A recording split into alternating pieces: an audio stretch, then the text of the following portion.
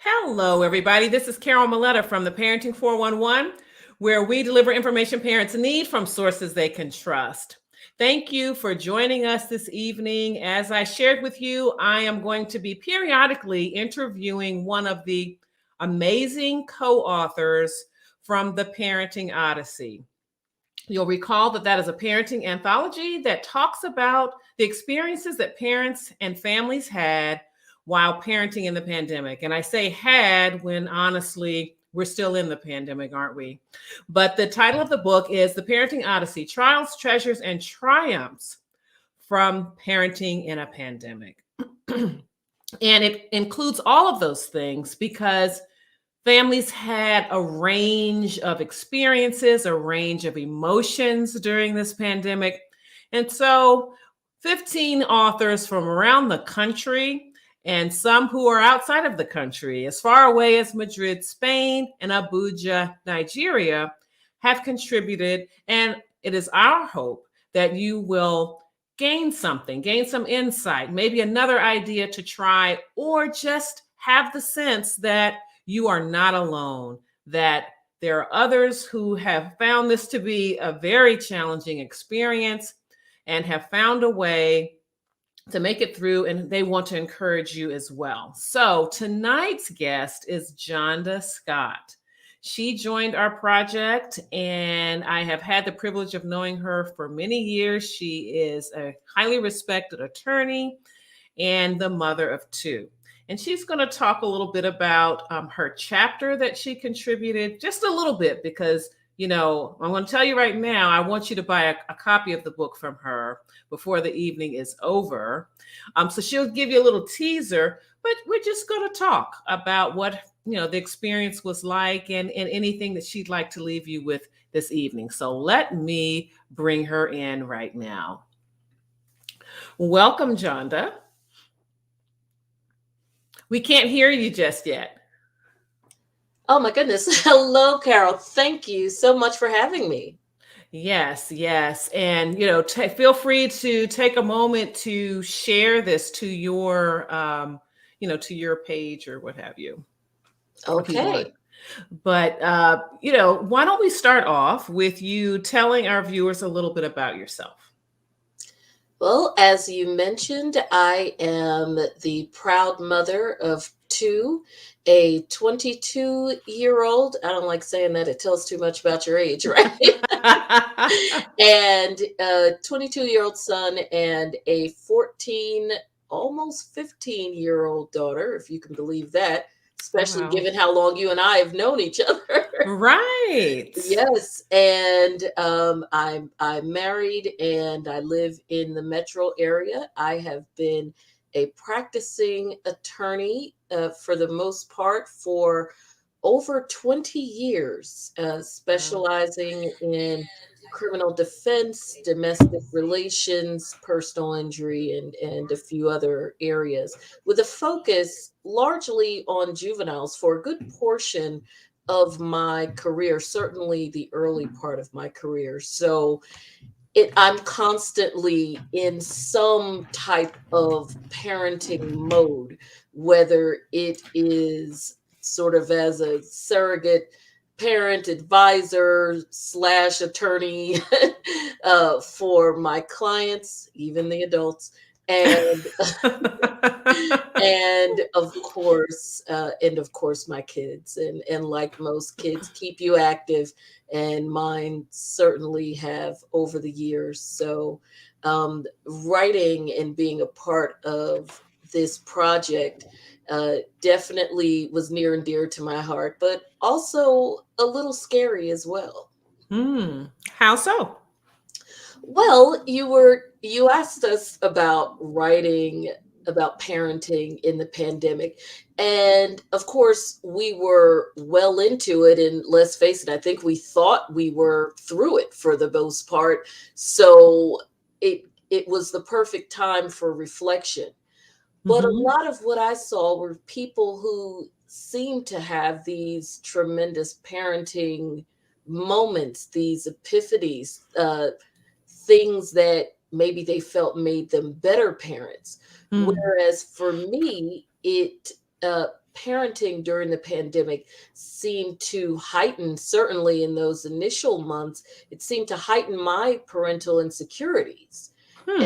Especially going from the hustle and bustle of a busy life and then everything slowing down to practically nothing.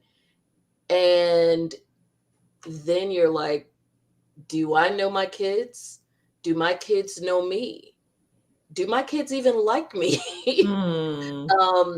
Why am I not having these amazing experiences? The puzzles aren't finished. The new recipe thing wore off, and I'm doing dance parties with D Nice by myself. My kids aren't dancing around the bedroom, the living room with me. So those nagging feelings that many of us have in our everyday life, but you stamp them down because your kids are in this activity and that activity, and you're running them around. So you're like, well, I think I'm still doing okay. You don't have those. You don't have that beard anymore. You're home, and then it's like, what now?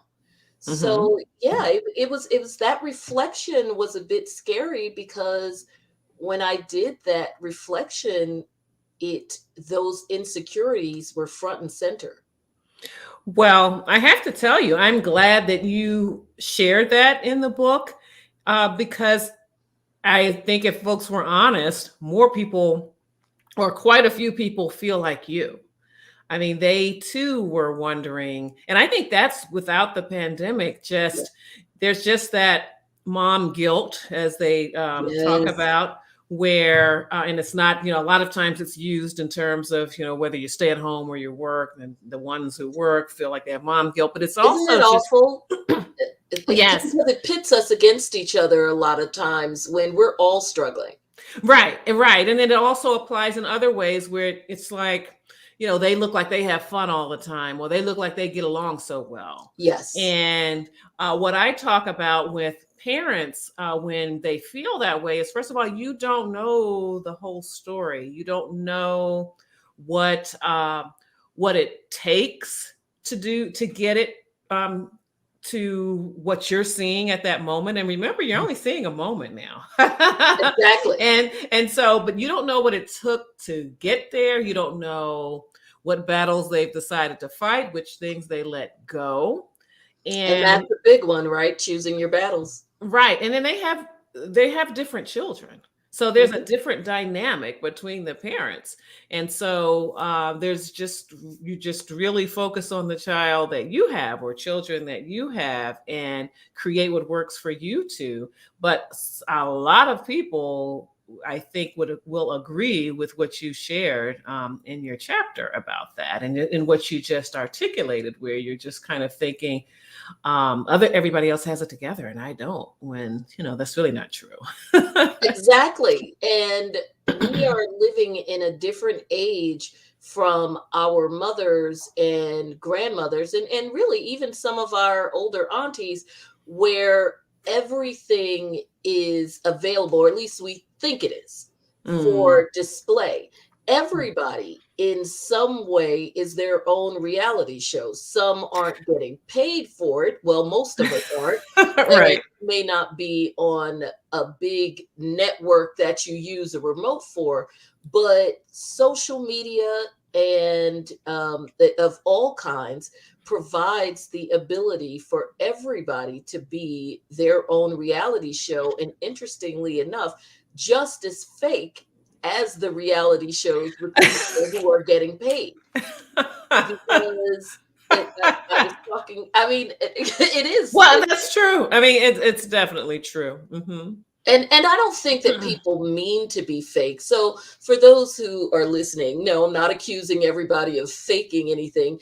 It's just that what do? We celebrate. I hope you're someone who celebrates. I know you are, Carol, but I hope that we have an audience of people who celebrate one another's happy moments. We want to celebrate your birthdays and your children's triumphs and your job promotions and all of those things. So, of course, everything we put out to the world are things that are our happiest moments or our children's achievements. We're not putting out to the world and for various reasons Mm-hmm.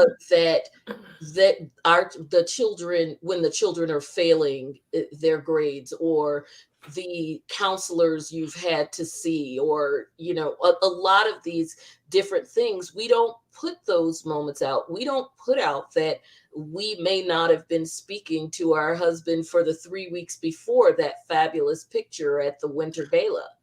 um, and so it Yeah. gives this picture for others that life is perfect. And when you are already um, dealing with insecurity, and especially in this case with parental insecurity, it's very easy to forget that just like you, no one's putting up those tough moments. Yes, you see all of the college acceptance videos, but you don't see all of the late nights, or the fact that the parents were pulling their hair out to get that kid to finish those applications. Right, the reality. Yes, and you don't see that, and for good reason. First of all, it's not everybody's business. You don't want to out your kids because it's their Mhm. business too, but Mhm. also because that's not what we celebrate.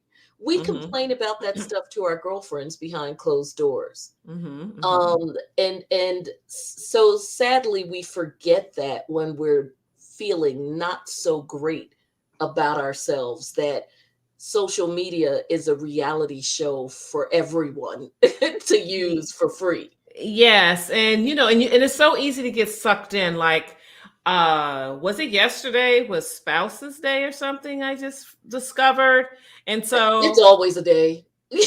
right. Children, I always miss them. Siblings Day, Children's Day, and I'm like, I guess I don't love my kids because I forgot to post them. Well, exactly. And that's how I felt about, I mean, number one, my husband is not crazy about social media. He just Exactly. isn't. He tolerates, I mean, given the nature of the work I do, he will tolerate some. I can wish him happy birthday, even though Mhm. he would not mind if I didn't do that Yeah, on which he social doesn't media. even go on to see.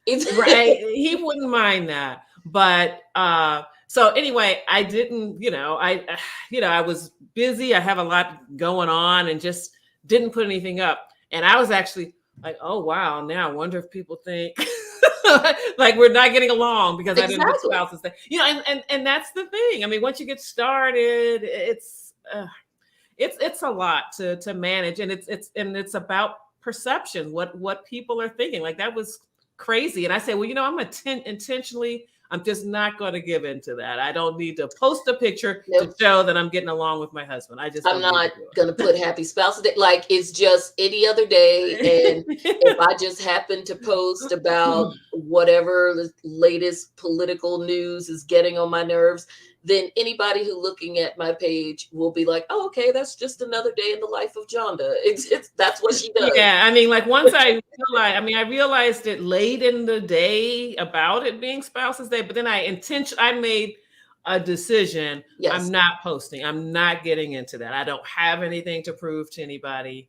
And I just did. And then that's not saying anything about the people who did post. No, That's no. great. You're having fun. But I was like, I'm not going to feel pressure to now go find a recent picture to show that I love my spouse.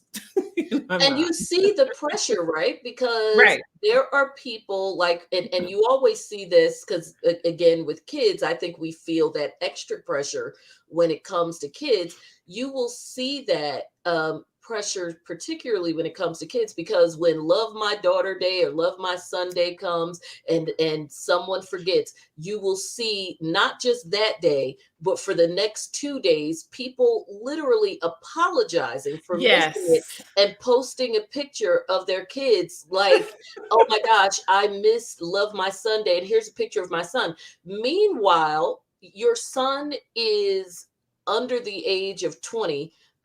So they think Facebook is for old people, so they're not looking at it anyway Yes. and wouldn't know Yes. the difference. So Exactly. who is it for? Right. And Right. the reality of it is in fairness to everyone, including ourselves, it's not, like you said, it's not a judgment call, because the who is it for isn't for other people. When a lot of us do that, we're not doing it for other people to say, "Oh my gosh, I don't want everybody to forget that I don't want everybody to think I forgot bad daughter. Love my daughter day and love my son day." We do it for ourselves. It's that guilt. It's for that split second. You're like, oh my gosh, I do love my kid. I need to let everybody know. Exactly. Exactly. Exactly. And I think what you were alluding to too, in your chapter and also earlier, like in the beginning and continuing, as people were posting these fun activities or whatever it was that they were doing with their children, other people felt like, well, I'm just trying to keep food on the table. I'm just trying to keep these people safe. Or I'm maybe just trying to somebody survive. had, yeah. So, or who has time to think of whatever that idea is or whatever. But that can kind of put pressure on people too. Like, I'm not as fun. I bet my kids don't think I'm as fun because we're not doing Absolutely. this stuff. And again, you don't put anything when things aren't going well. People are grumpy and all of that. You don't see that. So It's it's just and it's really tough because because when we are putting ourselves under that microscope, because that's what it is, right? We are literally picking ourselves apart bit by bit. mhm. One, we were doing that before the pandemic, but the other piece for the pandemic is some of us are just barely surviving mentally ourselves. And it's that overall break that makes this mom guilt thing go well beyond the pandemic. It's just that for some of us, that was a particular flashlight on it, because everything that we immerse ourselves in to to stomp that down Mhm. stopped. Mhm. But it's that other piece that comes into play too, where a lot of times as parents, especially moms, we don't give ourselves a moment to take care of ourselves. We're so focused on taking care of everybody else that even when the world stopped, we didn't give ourselves a chance to say, okay, well, maybe now's an opportunity to do it. There's a pandemic going on and we're all quarantining. So maybe now I can finally take a moment to focus on my body and my mind and my spirit. Nope. We were trying to figure out more things to do to fill that time. Meanwhile, your kids were still doing whatever. Your kids Mhm. were fine. Now, Right. of course, we know that there are some other things that our kids are going through because of being isolated from their friends or not being in school, that social piece. And, we can do a whole other show that deals with that piece, but that's not about your parenting. That's a totally separate dynamic that we're all dealing with, and all of Mhm. our kids are dealing with in varying degrees because of the pandemic. But as it relates to you as their parent, if you're still there and you're still taking care of them, and they know that if they fall, you're going to catch them or pick them up, then that part is still fine, because that is the true dynamic of your parenting relationship with your kids, no Mhm. matter whether you are considered the parent that's the stern one or the Disney one or all of Right. those things. Your parenting dynamic hasn't really changed. There's just other factors mentally that your kids and you are dealing with externally. And I think what some of us had to take a step back and do, and certainly me being one of them, which writing this gave me an opportunity to dig deeper into, is to stop for a minute and go, as it relates to the parenting piece, whatever was going on before everything had to stop is what we're dealing with. Is where we are now. Now, if I think that there are things that I could be doing better because life is a constant process of growing, then sure, I should be doing that anyway, pandemic or no pandemic.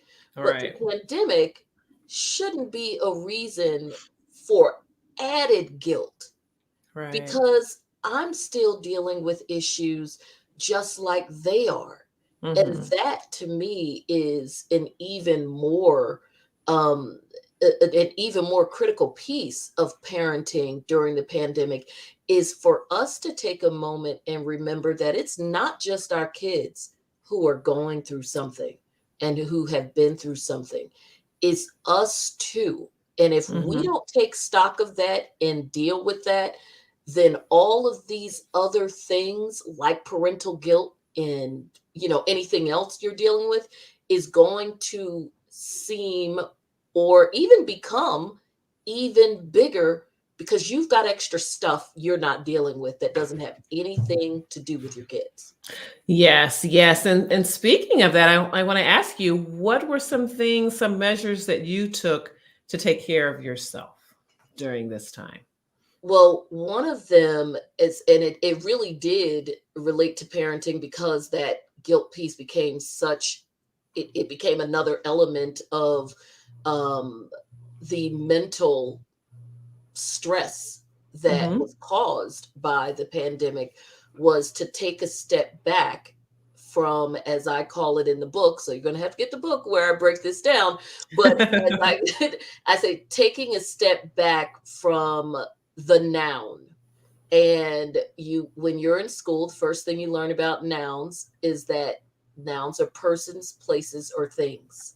Mm-hmm. And so you have to take a step back from the nouns, from the persons, places, or things that are going to impact you in a negative way. And I know that's easier said than done, but Mm-hmm. trust me, when you see some of these things that fall under those categories, you're going to be like, oh my gosh. Like one of them that I will that I will talk about is, because we already mentioned it. Speaking of places, where is one of the top places that most of us go that can make us feel happy or make us laugh, but again, could make us feel some kind of way about ourselves? Well, we just talked about it in depth. Social media. We don't Mm-hmm. think of that as a place because it's just on all of our devices, but it's Right. a place where we It's go. a If we got to place. take the time to go there, it's a place. Mm-hmm. You might have to take a step back. You might have to alter what you look at. If you enjoy it, I'm not saying go cold turkey. I don't want you sitting around shaking and scratching. But you might just have to think about where you're going and what you're doing. Maybe just look at the funny dance videos on TikTok. Get a little bit of extra exercise and try to do some of it. Don't hurt yourself. but but maybe not looking at other people's pages that make you feel like, gosh, this parenting thing, I'm not winning. Um, Mm-hmm. and then the other piece, and this is probably the biggest part, is accepting the parenting skin that you're in, because you may not have been accepting of that even before the pandemic. Mm-hmm. So now that you are in this space that is potentially affecting your mind, body, and spirit very Mm-hmm. differently, Mm-hmm. because it just does. It's hard for it not to, especially if you are one of the families like mine, and I know like yours, where we were some of the people who were very careful. You really did take the quarantine situation Seriously. seriously, with staying in, not going out much, wiping things down and all of that. There is there is a healthy amount of fear, but as we know, there is paranoia, which is Mm-hmm. just not healthy no matter where you fall on the scale of paranoia. It's just not positive. there's Right, there's right. nothing positive when someone refers to you as paranoid, whether it's a little bit or a lot. Mm-hmm. Mm-hmm. And so when you have that type of paranoia and you are already dealing with any type of insecurity on any level, or even mild depression, or Mm-hmm. any of those things, it's going to make it worse. And it's, so if you're dealing with parental guilt, that's going to feel bigger. If you have mild depression, it may end up being full-blown depression. You have all of these things. So there is a point of just acceptance, and it sounds really complicated, and sometimes it can be, but when it comes to accepting the type of parent you are, you've been that person for the longest. And again, life is it's constant growth and an improvement, because if you're not growing, you're dead. Right. So that's fine that you want to get better, that you want to talk to your kids more, you want to laugh with them more, and do more positive things with them. Hopefully you'll be doing those things with your kids until you're doing them with your grandkids. Mm-hmm. But in the meantime, who you are and what you are, you have to start from a place of acceptance, because if not, then it's just going to make all of those negative feelings seem a whole lot bigger. Well, it's interesting that you say that because, like, when I was kind of thinking about tonight's show and also creating the notification so that people would know about it, I had accepting the parent you are. And then I don't know, something about it. I said, I'm going to say honoring, you know, Yes, I because love that. yeah. So because accepting sometimes, I was thinking I didn't feel like I was reflecting the growth opportunity, so I was kind of like Yes. honoring where you are, and then, as you said, growing, because not beating yourself up, especially if you know that you're doing the best you can with the information you've had at the time Hmm. along the way you know Information, resources. And when you know better, All you do better. That, then I think that should be honored, you You know. know what? I like that. I really do, Mhm. because you're right. When you say accepting, there is, because even as I was saying it, which is why I always add on the growth piece, because Yes. I don't want it to seem like you just This is how accept I am. and you're stagnant. I'm Right. here, that's it. Because it's like, okay, but you just said something about growing. But yes, that honoring where you are, where you have come from, and even where you can potentially go. Yes. Because I would never suggest that there is not something to be admired about all of those images that you may have seen that you Mhm. don't feel that you lived up to. Because even though we don't see the background of the potential struggle, time when everybody got into a fight and the young and the oldest gave up and threw the monopoly board across the room. Right. The point is, before that happened, if it happened, that family was still sitting down and having a good time and Mhm. fellowshipping and communing with one another. And that is a great thing. So if you see that and you aspire to have your family do that, that's a wonderful thing. I do still aspire to have my family finally finish a puzzle. Maybe I should start with 500 pieces.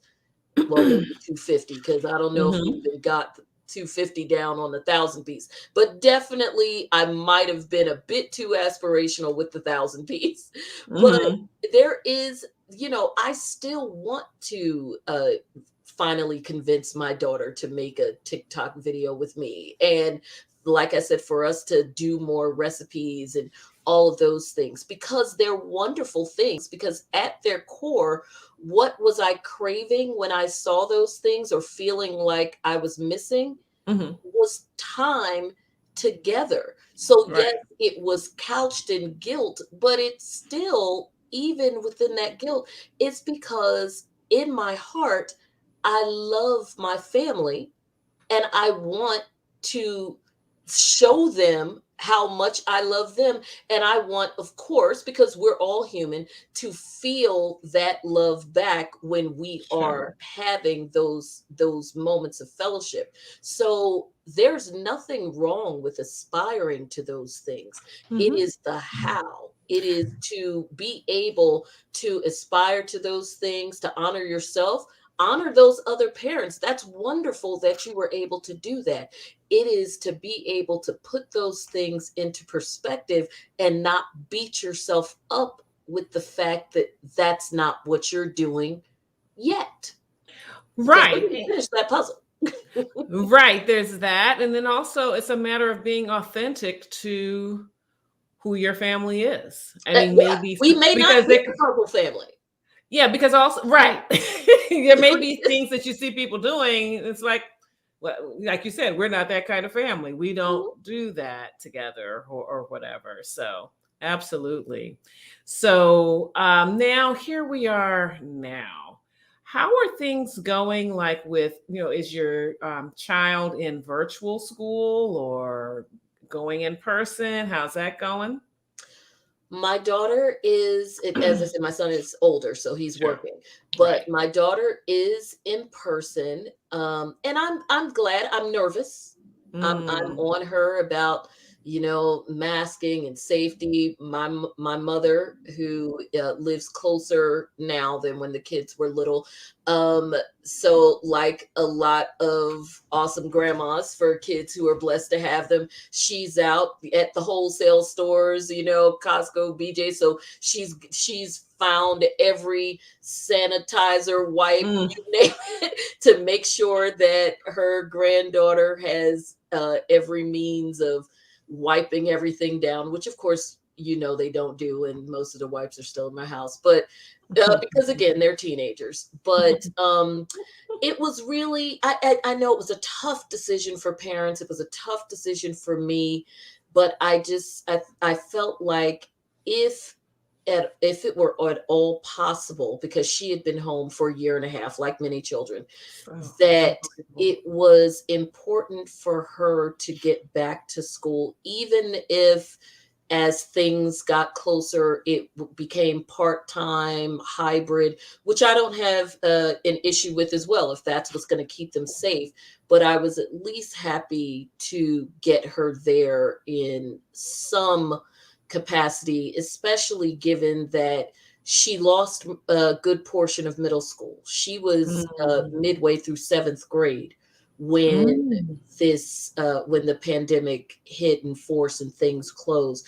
So, like a lot of parents who had kids in transitional Mhm. years, ending elementary school, starting high school, etc., um, I was particularly concerned because those transitional years for school also tend to be at critical ages of transition, in development, Mhm. puberty, how do you make friends, all of those different things. And Mhm. certainly for her, because she missed most of seventh grade, all of eighth grade. So going back Wow. to school after basically a year and a half into high school.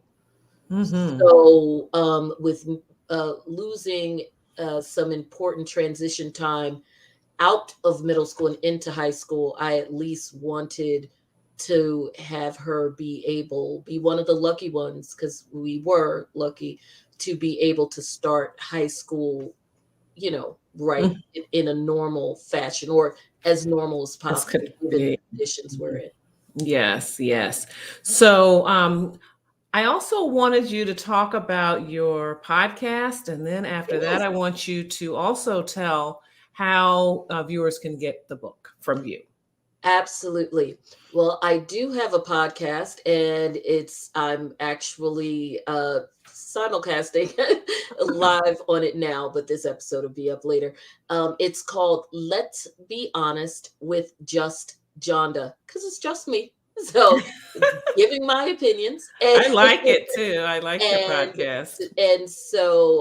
I talk about a lot of things because I feel like I come from a unique perspective of being a mother who has been through a lot of things, being the oldest, starting, being the first to go to college and then later to go to law school. But at the same time, I also still enjoy some of the same things or most of the same things, probably in a really beyond crazy way, that Mhm. most people do as it relates to pop culture and the latest cases and all of that. So, the show gives me an opportunity to talk about the things that I like, but with the perspective of a mom who and a wife and a mother who has been through cancer. I've been through brain tumor. I've lost a child. I have, and I also am an active litigator. So when I talk, whether I'm talking about the latest cases in court or I'm talking about the housewives, you're getting the fullness of my opinion in a fun and intelligent I way as well. love it. And I love it when you break down the cases. I tell Oh, you yeah. what's going on. Yes, no, I I have a definitely great enjoy it. time doing that. I've for the past several days, I've actually appeared on other people's shows breaking down cases because Okay. there was a big case, big defamation case in the news, and so that has Oh, dominated a lot of the news cycle. So I've been very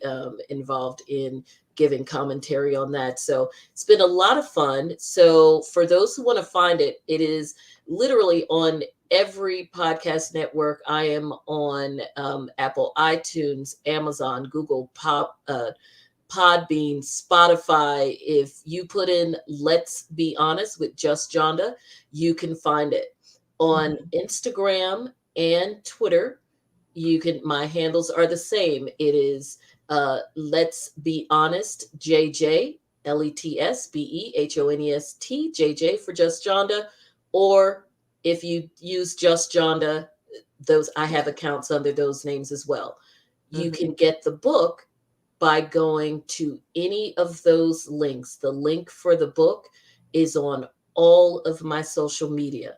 So if you go to Instagram at Just Jonda or Let's Be Honest JJ, you will see the link and you click on it and get the book. I would love for you to have it. I've enjoyed everybody's stories, but Mhm. that's Mhm. just me. I'm one of those people who just likes to know everything about everything. And these women, what their stories have just blown my And mind. one man, we have one man in the book Yes. Oh too. my gosh. I always forget. We have 2 one women dad. and 1 man. Yes, we get dad power. But they have just blown my mind with Mhm. their stories. And like you said, just such resilience and honesty. It's just I've just truly, truly enjoyed learning about everybody, like and then going through this process. I Mhm. was just excited to continue to get to know the participants because they're just cool people. Yes, yes, it's just fascinating the way it worked out. And I was just on an interview before this interview, and I was saying that I didn't even realize it. I don't know if you noticed, but we had writers from every corner of this country, like Isn't that wild? Yeah. The Midwest, the North, South, and then of course we had Spain Madrid and and Nigeria. Nigeria. Which I didn't realize until, because we're in this Zoom world. Nobody is dialing long distance and country codes anymore. We all popped on Zoom. So until we were at the end, and we were the The time book thing. launch, the book Yes. launch, The or book launch, and we were, we had to be conscious of some people. It was in the middle of the night, and I'm like, oh, what right. in the middle of the night? And then I was like, oh my gosh, we're dealing with people like it is the middle of the night because they are in Africa Right. or Spain. Spain. Mm-hmm. Yes. But Mm-hmm. you know what? We're all the same. We're Yes. all Wasn't that having the beautiful? same struggles in our own ways. Like Mm-hmm. the difference is a lot of, from when I was reading the book, a lot of it was, all of us have kids at different ages and stages. So of course, where you were, kind of like, where were you when, Right. and this of course will be us, where were you when? Mm-hmm. So their where were you when for the pandemic is different for all of us because Right. of our stage of life in terms of our ages Mm-hmm. and parentings. Because even for some of us who have kids that are the same age, we are not the same age. So True. our perspective on life in general is different, and of course it impacts how we parent. Sure. Absolutely. Absolutely. But I think that at the heart and what we wanted, and dare I say it, but it's true because we're dealing the fears and concerns. We all had them and have them. We are Mm-hmm. all deeply concerned about our children and Mm-hmm. how we continue to help them flourish when everything is so different. And our Mm-hmm. kids, some of us have kids that were at an age where we couldn't hide anything from them. With Mm-hmm. little kids, yeah, they're wondering why they're wearing masks and why they can't go to play dates as often, but they're still little, and you can explain things away with them a little bit better. The passage of time in their minds is a little bit different.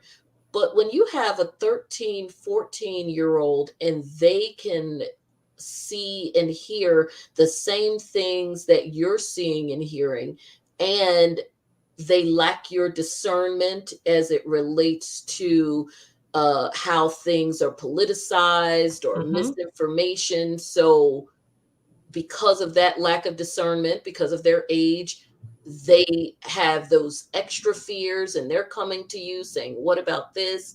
You Mm-hmm. want to be honest with them, but you don't want to freak them out. It's, Mm-hmm. it's a lot. It And is again, a lot. it's a lot on you. I And was going to say, I mean, because a lot of this was new to us. I mean, yeah, we were glued to the TV as well, trying to understand the intricacies of this virus, how it mutates, how it shows up, and we how had to it's sift through the transmitted. information. Sure, right. Mm-hmm. We had to And we do were in the that. middle of an election.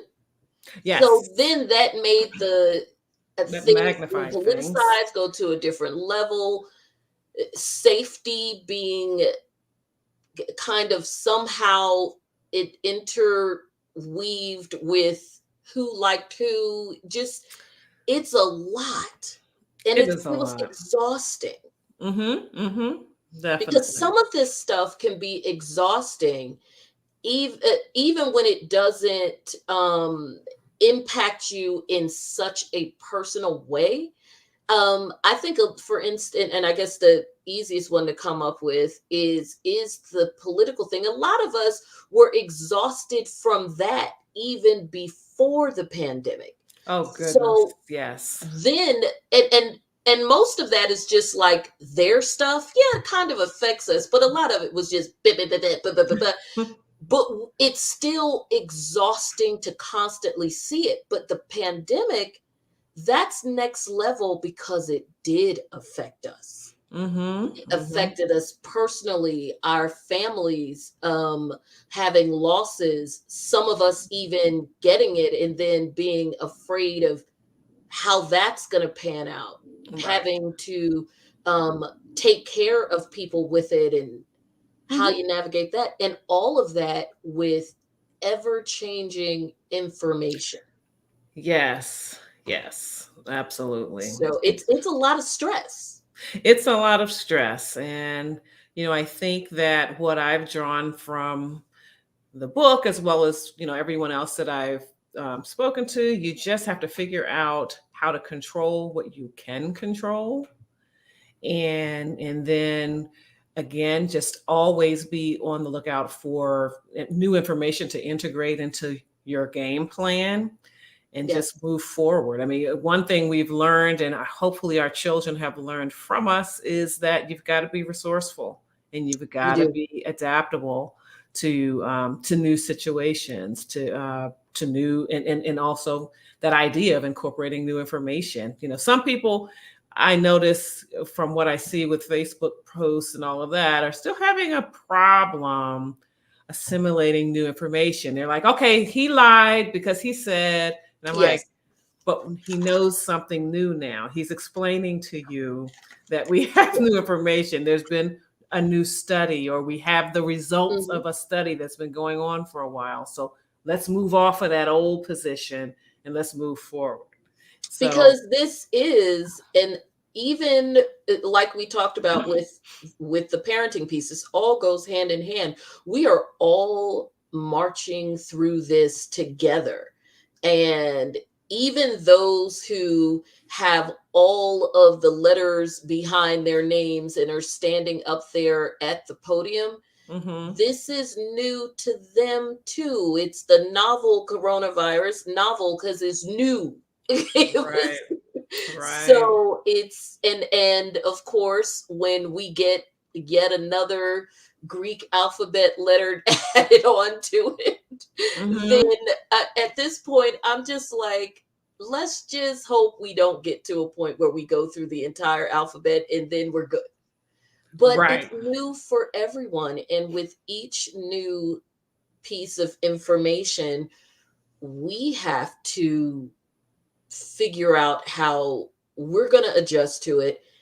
And then as parents, we've got to figure out what about this information is important for my family. Right. Like, is this new information I was sent from a reliable source, from the county or Mhm. from the school board? Is this important?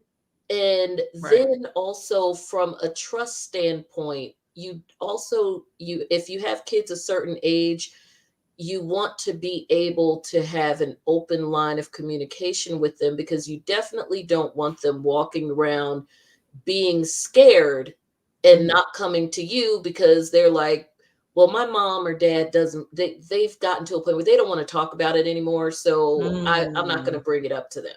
Mm.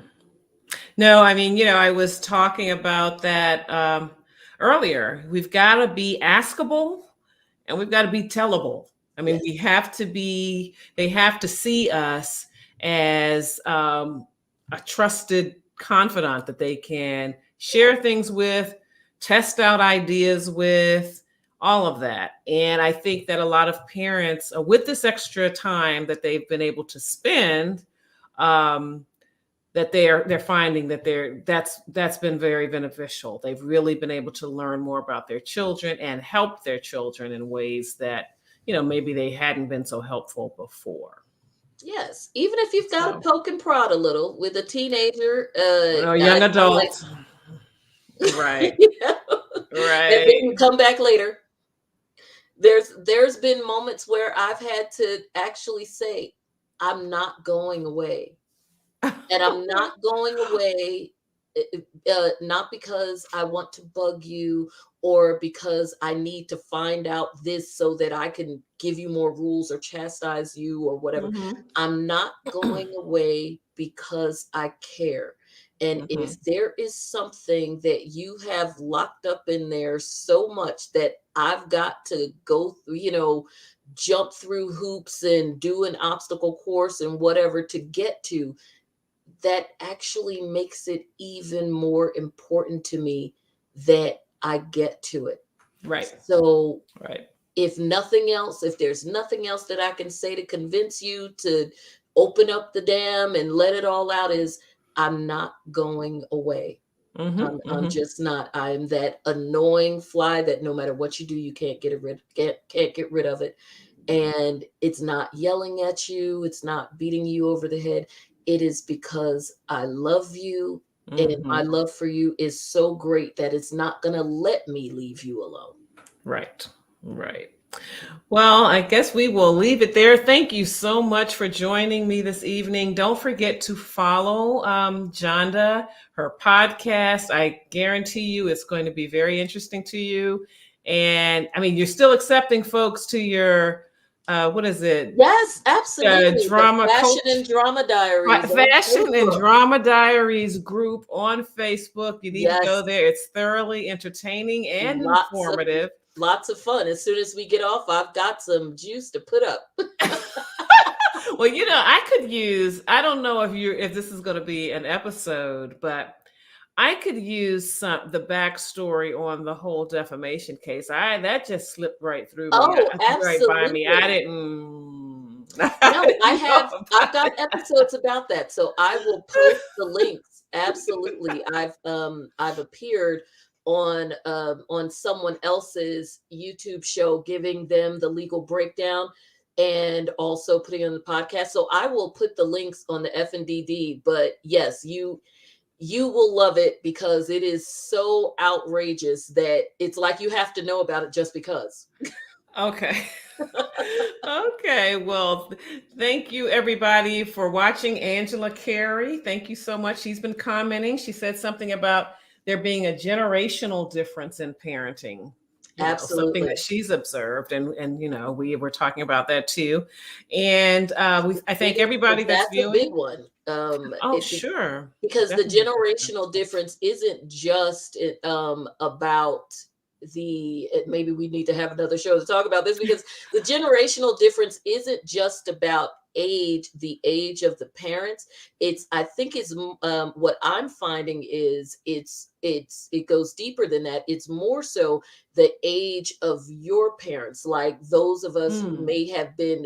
I have friends where me and my friends are the same age, but based on the age our parents were when they had us, some of us had parents who were baby boomers, whereas some of my friends who are the same age that I am were not, they were not boomer babies because of just the age that our parents were. Like, for instance, those of us whose parents that are my age, whose parents had us closer to teens, they were boomer babies, whereas those whose parents may have waited and waited until they were in their late 20s, early 30s, they aren't boomer babies. And so their philosophy, the boomer baby parents, their philosophy of parenting and the way that they raised us or people like me was very similar to their own parents, whereas the other ones were a little bit more modern. So that makes a difference too. That is worth exploring, honestly. That is worth exploring. We might do that. Do